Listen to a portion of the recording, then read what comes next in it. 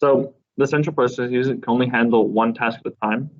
It's an activity that will be done by the operating system called the scheduler. The scheduler chooses processes from the list that are of ready processes. There are four types of scheduling algorithms: first comes first serve, shortest job first, priority-based scheduling, and round robin.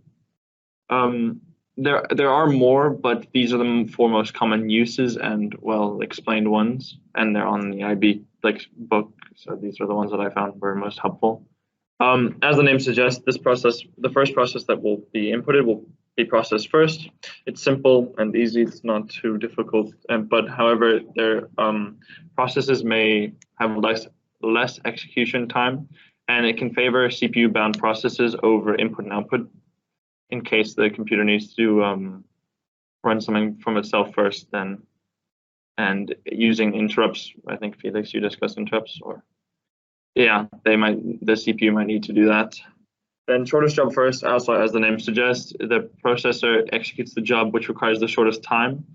This gives minimum average waiting time for the processes. However, it does cause starvation because if shorter processes keep coming up, the larger processes will just not get done, basically. So they won't actually get processed at all if there's a bunch of short processes.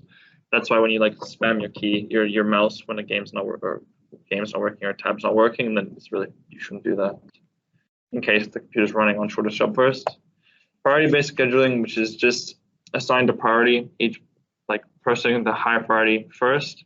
This is also simple, completes every process, but if it crashes, all priority is lost, and it may take the higher priority may take more CPU time because normally you'll have high priority with bigger tasks. And with round robin, each process is allocated a fixed amount of time, and this is put into a ready queue, the same as all the other ones. And I don't know what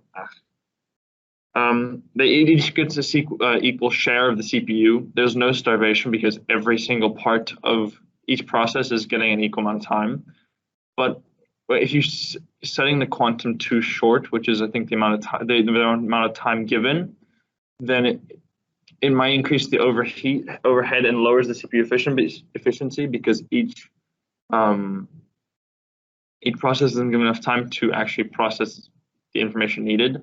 But setting it too long may cause poor response time as well, because if you're just giving a short task a long time, it's kind of pointless.